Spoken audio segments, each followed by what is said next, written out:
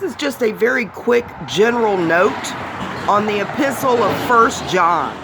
I see a lot of people take verses out of context to try to get people to fear.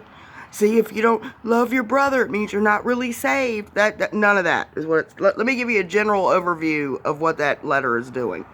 Number one, John is coming against a lot of Jewish Gnosticism. There are a lot of Gnostic teachings like man does not sin. Sin is not a real thing.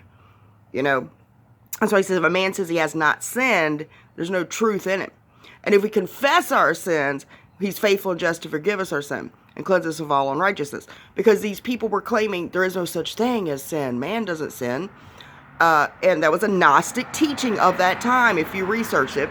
And he's saying, well, since Jesus died for sinners, you have to admit you're a sinner in order to receive God's grace to be saved. You got to believe on Christ because he bore the sins in our body. If you don't think there's sins, then what did he die for?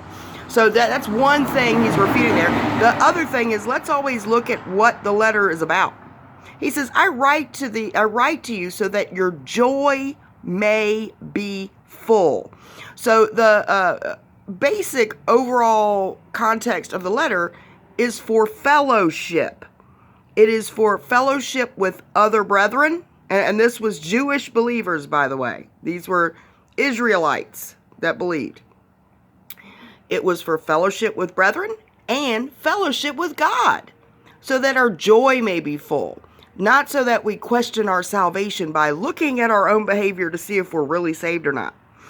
We're looking at behavior of how we love one another so that we can know each other, right? So we can recognize each other. We know him when we keep his commandments, right? And what were his commandments? They weren't grievous. One was to trust on Christ, to believe on Jesus as the Son of God.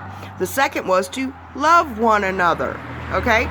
So that was about fellowship. We can know we know him, or we are assured of our fellowship with God, and we are assured of our fellowship with other brothers when we keep his commandments. So I wanted to give the overview of the context of that letter because so many people take it out of context. There should be no fear. Perfect love casts out fear. Jesus reconciled us to God through the offering of his body, through his blood. And when we reject that or think it wasn't enough, you know, we trample the Son of God underfoot and call the blood of the covenant an unclean thing, despite the Spirit of grace.